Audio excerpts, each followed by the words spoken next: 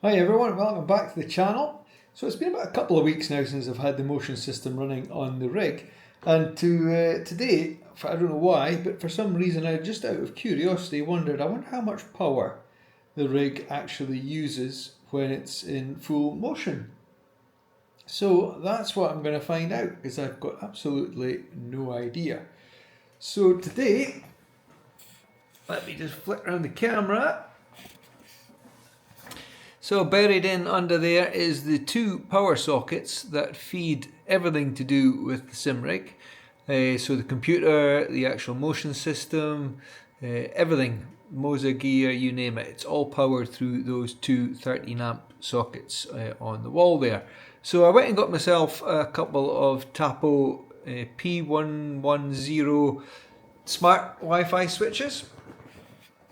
And I've actually also connected them up into my Home Assistant so I can monitor their power usage or the power that's passing through them. So what I plan to do is I'm going to fire up the rig, get the baseline of what it's doing when it's doing nothing effectively, and then I'm going to run a couple of games run a couple of tracks through ACC, and we'll just see exactly how much power gets thrown around, because there must be a fair amount of ziggy zags being used to throw around both the cockpit and with me sitting on top of it. So yeah, I'm just curious. Let's find out. Alright, so here we are at my main PC, and in front of me is Home Assistant. So this is the villa, effectively the power monitoring for the entire house, how much is coming in off the electricity grid. And I added the Tapo power switches into the system today. And here we are on the right hand side, we've got SimRig. So as you can see down the bottom, I've got a couple of trends set up for the last 5 minutes, last 1 hour and last 24 hours. And you can see a couple of spikes this morning or late afternoon, whenever it was, mid-afternoon, when I first powered them on and just make sure they were working and connecting up to the Wi-Fi in the house and connecting them into Home Assistant. So there we can see they're off at the moment, SimRig plug 1 and SimRig plug 2. So all the power is distributed between these two sockets. So the computer, the TV, the secondary monitor, the motion system, all the Moza gear, the power supply for the tablet, everything to do with the SimRig is through these sockets and nothing else. So with it being Wi-Fi connected switches, I can turn them on here, and it means I don't have to crawl in underneath the desk as well, or under the monitor stand I should say. And the other good thing is because it's connected into Home Assistant, I can control it from here. I can also control it from my phone through the Tapo app, and it gives me the power monitoring on the app as well. And I can see the long-term usage of how much power is going into there. And I can also connect or turn and control the color and the power for the SimRig lights, the underlighting that I added into the system as well, all from one convenient place without having to go crawling around on my hands and knees under the monitor stand and computer shelf. So the first thing we're going to do is obviously turn everything on. So there's switch 1 and there's switch 2. Now I set these up as well in the app, the Tapo app, to be synchronized. So if I turn either one of these switches on, the other one will come on. So I can never not have both of these on. Likewise, when I turn them off, you'll see, let's close that window. You can see both SimRig switches are on at the moment. So if I turn off, for example, plug 2, turn that off, they've both gone off. And likewise, if I turn on plug 1,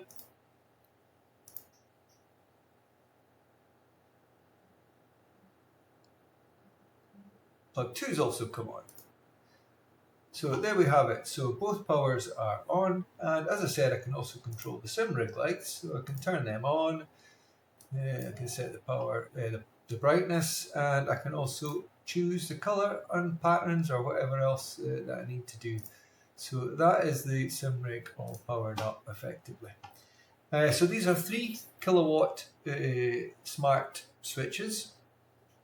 So there shouldn't be any issues between the load being distributed across them. And you can see I've also got this SimRig plug 1 overheated. So this is an alarm condition that the Wi-Fi enabled switches can provide. So if they're drawing huge amounts of power and they start to get a little bit hot, they can actually flag an alarm into you on the phone and in Home Assistant here. So it gives you that peace of mind as well if things are getting a little bit toasty, maybe particularly in the summer when it does get into the high 30s in this office here. All right, I'm going to hop on the SimRig now. We'll power the computer and we'll start taking a look at what everything is using. As it stands at the moment, plug 1's using 34 watts and plug 2 is using 19 watts. Let's go over to the rig. All right, so here we are over on the SimRig. So I have got the camera behind me as well looking at the rig so we can see what's going on with the motion. And you can see I've got the underfloor lighting on, the PC's obviously on, the TV's on, the secondary monitor's on, the motion system is currently got the motion lock activated, so there's no power going into any of the actuators, it's only the base power going into the control units. And I've got the Moza gear all powered down as well at the moment, or certainly the base is powered off. And then the button boxes are obviously all active. And I think that's pretty much where we are. Alright, so you can see on the screen the power at the moment is bouncing around probably 300 watts on plug 1 and 19 watts on plug 2. So the first thing I'm going to do is I'm going to turn on the Moza equipment, and that's it coming on. Okay, so we've seen much of a change there. A little bit of a step up on both plug 1 and plug 2, but nothing too dramatic. So around about 306 watts and 24 watts respectively. Alright, so the next thing I'm going to do is I'm going to release the motion lock on the motion system, so the Qubic system QS210, and we'll see what that does to the power. Alright, so we saw just a little bit of a spike there, or a little bit of an increase I should say, on plug 1, and another little power boost on plug 2. So we're now sitting around 313 watts and 32 watts across the two plugs. Okay, so next, that should be everything all powered up. Let's fire up ACC. And obviously if I switch across to my main display, we've got the power trend there on the bottom left. Everything is holding steady. And in the top left of the display, let's maybe just move these icons down a little bit, and we can see the GPU and CPU percentage loading, and the FPS will appear obviously once the game fires up. So let's start up our set recorder. Alright, so we've seen a spike in plug 1, which is obviously the computer load. GPU's sitting at 30%, CPU's about 10 or 12, and the FPS is 30 just for the opening credits on the game. And as we go into the main menu there, everything should stabilize down. But we're pulling 425 watts on the plug 1 and 32 watts still on plug 2. So what I'm going to do is I'm going to do a couple of different tracks. I've got Watkins Glens is here is set up from yesterday when I was doing a few laps. So we'll go around Watkins Glen, and then I'll switch across to the 24-hour Nords, and we'll see what difference that makes. Obviously with the Nordschleife, a lot more dynamic changes in the track conditions, so whether we'll see a lot more power demand on it versus Watkins Glen, where it's a significant difference in the track elevations and change in direction and things like that.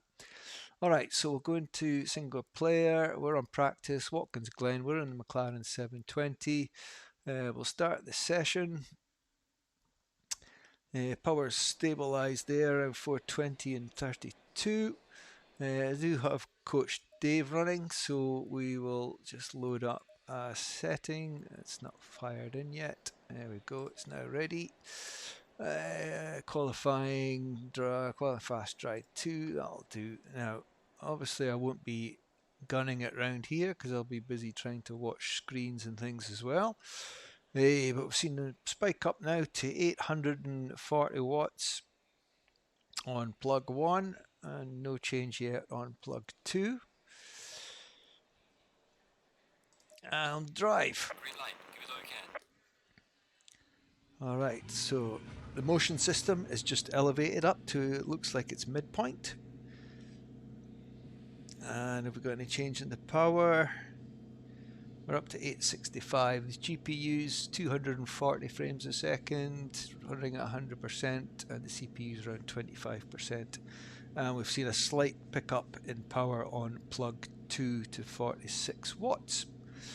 Alright, so we'll put it into first gear and we'll head out on track. I'll just make sure everything's working. Yeah, and the brakes are working. And the gear shift's working. That's all we need. Alright. Stay away from curbs. So cold tires, low tire pressures. Don't want it to go and crash straight away.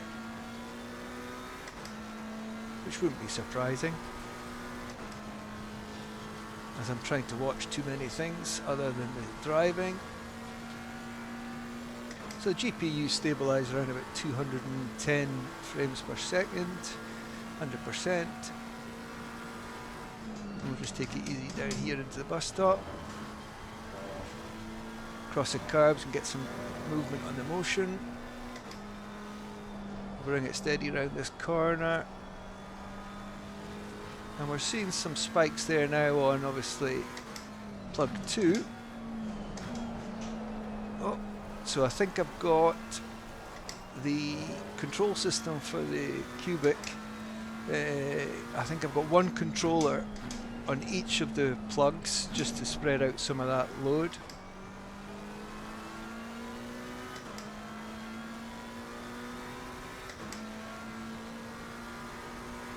Tires and things are still coming up. I think I was late on the brakes there. I was too busy watching FPS counters. See if I can find a curb. Get a bit of bumping. Let's touch this curb. There we go. Does that make any difference? Got a few spikes.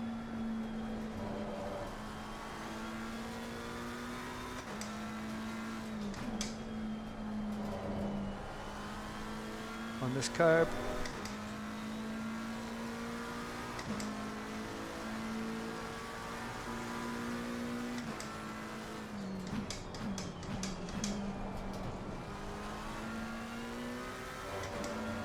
So we seem to be stable now on the power.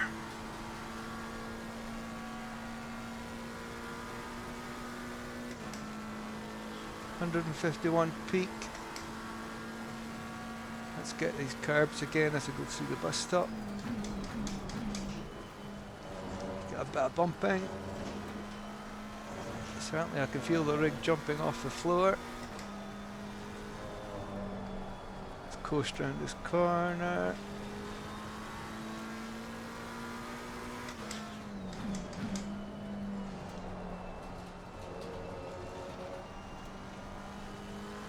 Yeah, things are pretty stable there. Alright, so we'll come out of Watkins.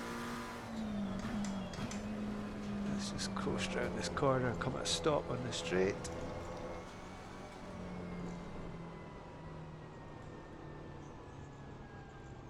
Alright, so we probably peaked there, total power of 1000 watts. Let's quit. And we'll head on to Nords.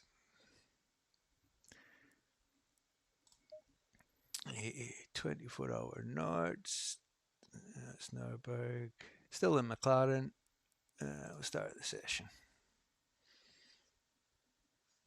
So the power's pulled right off now as we've come out of the game, down to 430 watts and 42 watts.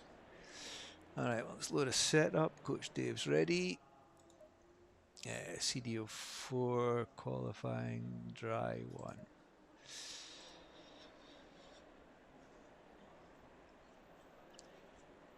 Alright, the power's come back up.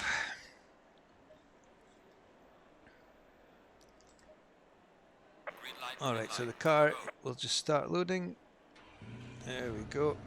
Motion system's coming up.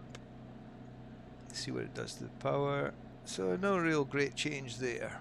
Okay, let's head out. So I'll probably skip the GP circuit for you, so you don't see me crap driving around there. Let's get on to the... Oh, I've got a bit of stuttering there. Maybe Windows Update's decided to do some changes in the background. I don't know. Don't normally see any stuttering. Oh, I can feel the tyres are cold.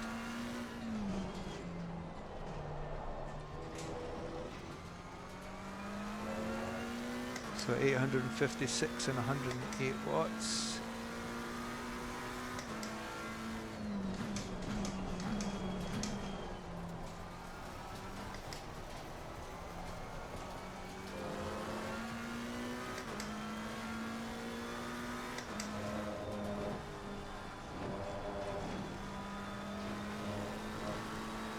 Onto the carbs.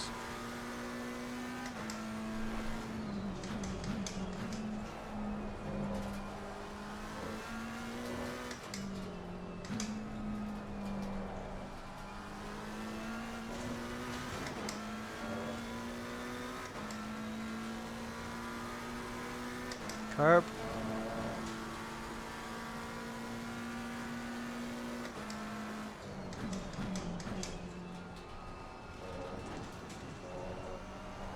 Right, we're coming up onto the Nords, so on with the brakes. Watch we don't spin out in this corner, which I usually do with cold tyres. I should have gone round again, but it's only for a demo. Right, let's watch that trend. I won't be able to watch it. I'm too busy trying to keep my eyes on this, and I still have cold tyres. Pressures are still not there. And I can feel it.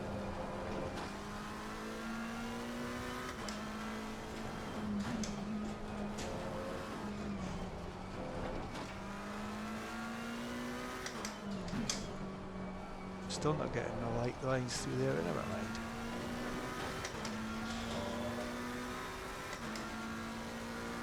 I'll boost the TC just for the sake. Oh, I've got a bit of light there on the motion system. That's what we want, bumps.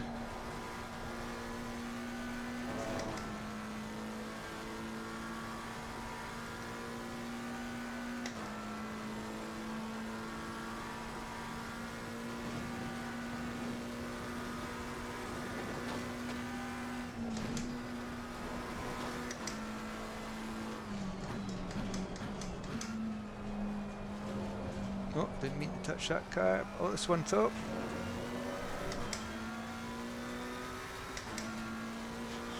So we're doing about 180 FPS if I just quickly glance there. 190. Coming down the foxhole.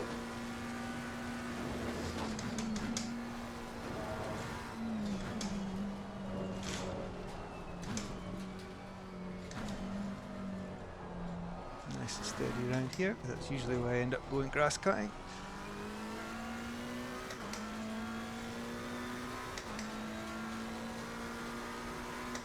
So I think most of the power demand is obviously coming from the PC. I'm surprised how little power the motion system appears to use. You know, when you're throwing that amount of mass around, you know, I don't know how much the rig weighs, maybe 100, 200 kilos, 150 kilos, something like that, I'm not sure.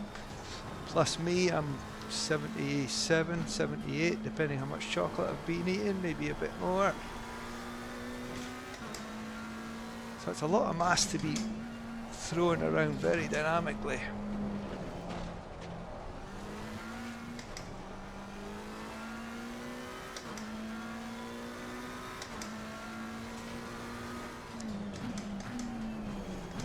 Oh, didn't mean to go down the first there.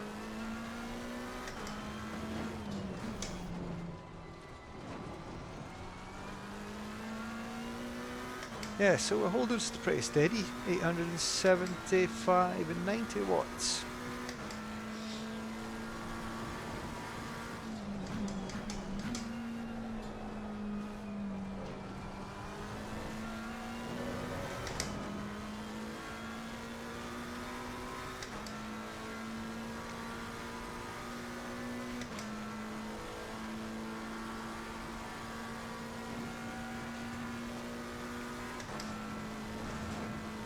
needs some bumps for it to contest with.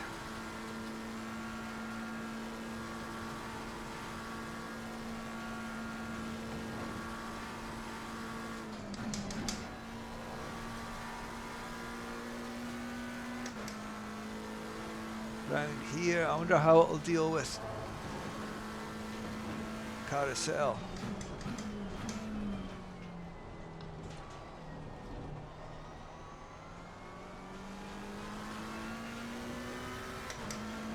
Alright, here's carousel coming on with the anchors. Oh, didn't mean to put that first. Round we go. Hold it steady. Accelerate.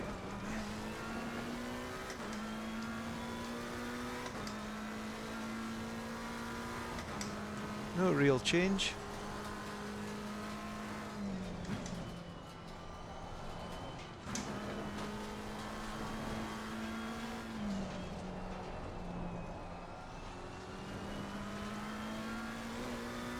So we're still doing about 200 FPS.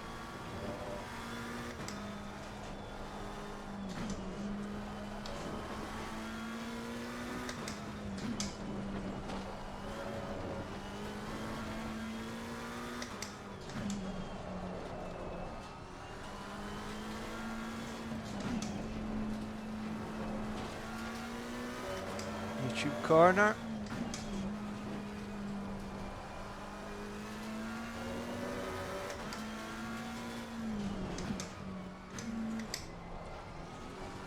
Over the curb. Into the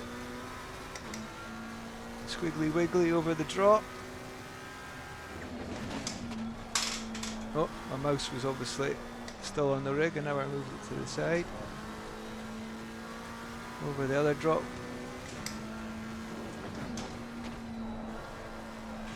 Oh, I've lost it. Caught a curb. Power, what's my power doing? Whee!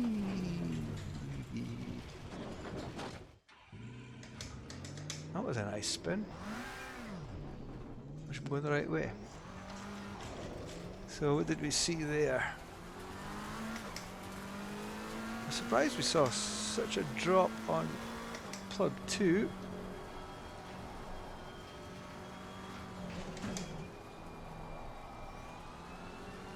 And up to the mini carousel.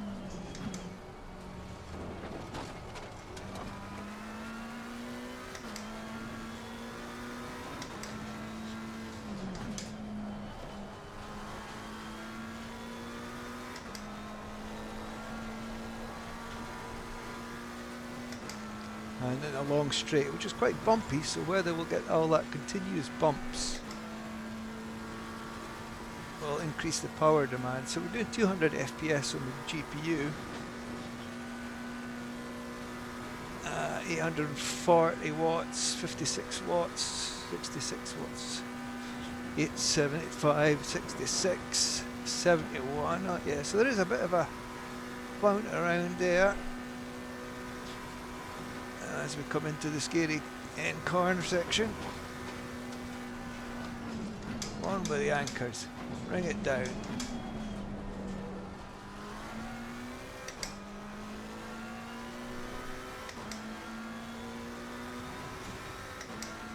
Alright, so there we have one lap of Nords.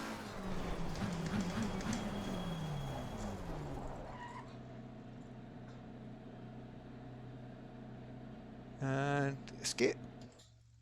Rig's power, motion's dropping. Let me find my mouse. I don't know where it went. Oh, it's on the monitor stand. And let's quit.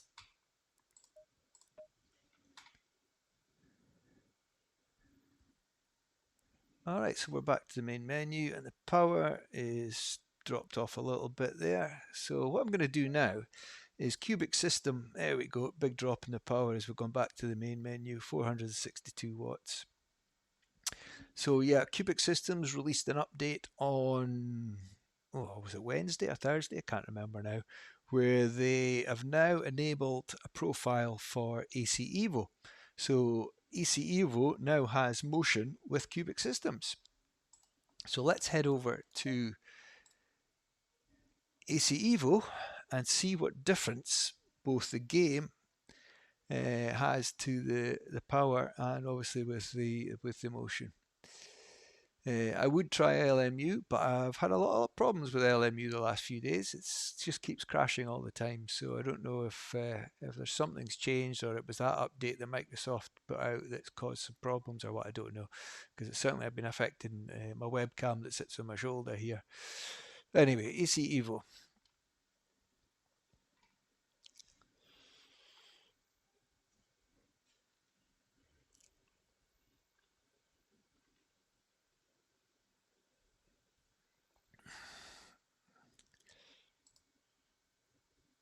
Oh, what did I click there? All right, so here we are. We're offline. It doesn't matter.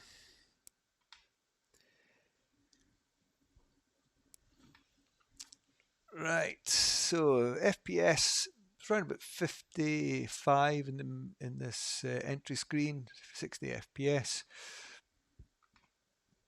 And if we go to drive, single player, let's see what we've got. Mount Panorama, let's have a blast round there in the Ferrari 488 practice mode. Weather's clear. Let's see what this does. Obviously, I've got no setups for this. So for the graphics, I've pretty much got everything maxed out. In fact, let's have a quick look at video. You can see, yeah, we're running 4K and pretty much we're on a custom graphics preset, no upscaling, 2x anti-aliasing, textures ultra, texture pool ultra, level of detail ultra, static level details are low. We can knock that up, but no, we'll leave that, it's off. If it's experimental, I won't put that on just now.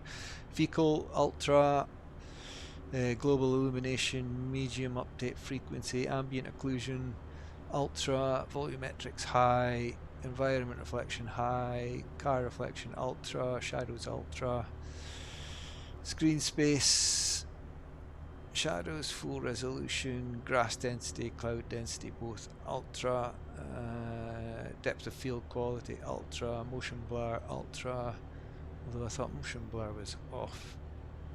Hey ho. Mirrors multi, mirrors resolution high, mirrors view distance medium, and yeah, so everything's pretty much maxed out. Alright, so let's go drive. Okay, put them on, wait for the car to start. Oh, the car is running. Okay, so the motion system hasn't been detected. I wonder if Qubic hasn't detected the game change. So if we go into Qubic systems and enable the profile, so here, oh, that's the wrong window. Here is, and we activate.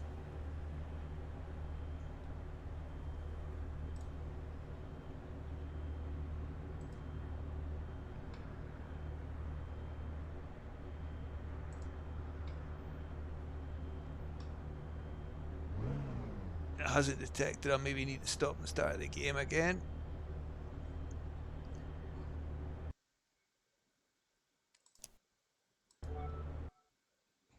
Okay, Rig just made a move there, so let's go back into that session again. It obviously didn't detect the start of the game there. Okay, so that's it. We've got motion. The rig lifted up to midpoint, and it gave me a kick there, the same as when the car kicked in. So that's one thing I've noticed in Evo. There is a little bit more things like the car jacks. I can't remember what the other thing I noticed is the gear shifts at the lower gears are more aggressive than at the higher gears, which in ACC they seem to be pretty consistent how the snap is.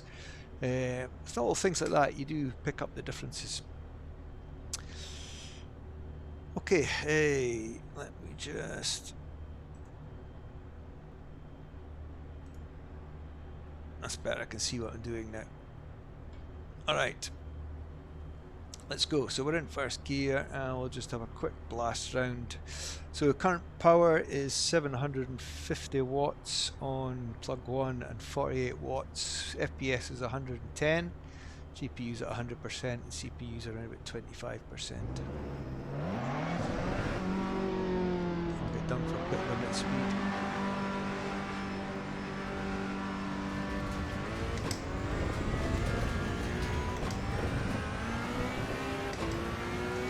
Cold tyres, usually a disaster on Murder Mountain. So we're doing what's that, 730 watts, 83, oh, I forgot about 7th gear.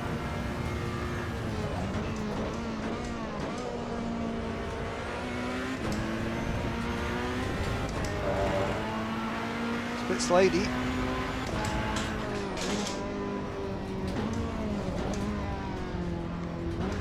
Really need the tyres to warm up a bit.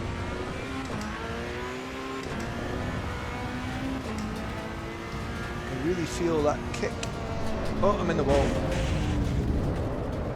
Felt her sliding. Yeah, I can feel that kick with the gear change is definitely more aggressive.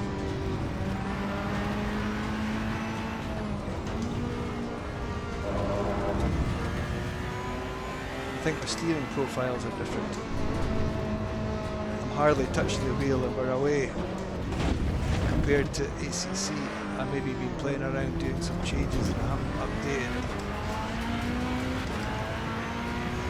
Anyway, we'll survive. Right, how's things looking on the graphics? So 120 FPS roughly, 786 watts and 123 on plug 2.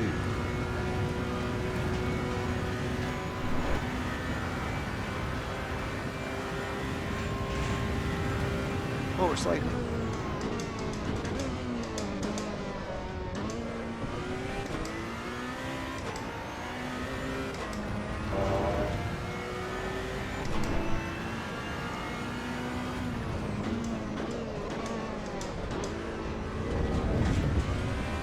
That's disorientating with the different steering ratios on the screen versus what the inputs are.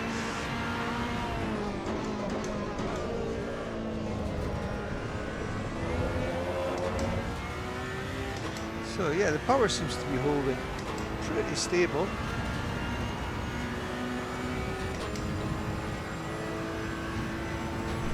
So that's about 900 watts, so there's definitely less power on ACC Evo. Whether the graphics card isn't getting hammered as hard, I don't know.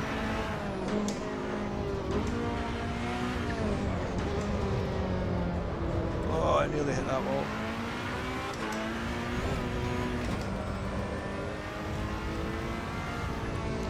So I'll just finish off this lap and we'll call that to a conclusion. If I can not hit the wall. That was the wall.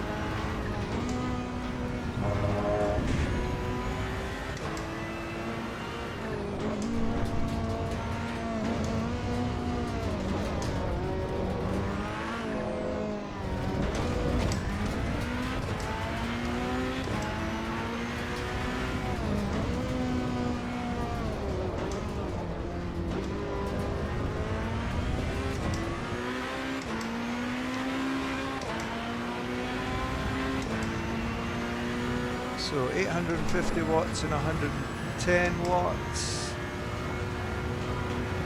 Is that 850? 750.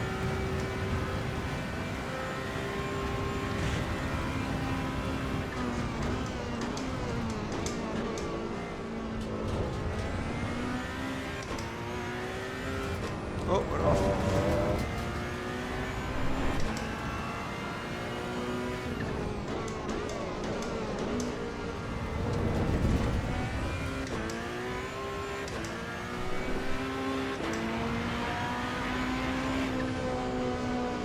There we have it. an uncontrolled lap around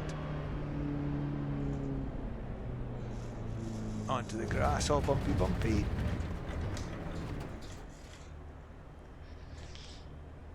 So we're 72647.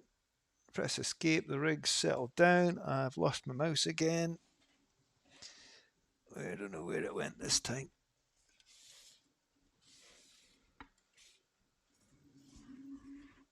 Oh, I've lost it. Don't know where it is. Oh, it's away behind me. My God. Exit to main menu. Okay. So the rig came up and then went back down again. Alright, so there we have it. That's how much power does the SimRig use with the motion system, the PC. So the PC is the 14900K with an RTX 4090 in it. Obviously the Moza R12 base. This is currently the RS V2 wheel. I've got a LoupeDeck, LoupeDeck Live, something or another. I've got a Razer Stream controller. I've got a StreamDeck Live or a StreamDeck Plus or whatever it's called, the one with the knobbly bits. And secondary display 4K, primary display 4K. Yeah, so we're talking probably ballpark peaking out around about 1000 watts. Continuous power under demand, and that would work out 35 cents roughly, 35 euros cents an hour. So it's not too bad. Alright, so that was just a little curiosity got the better of me. We will catch you in the next one. Thanks for much watching. We'll see you later.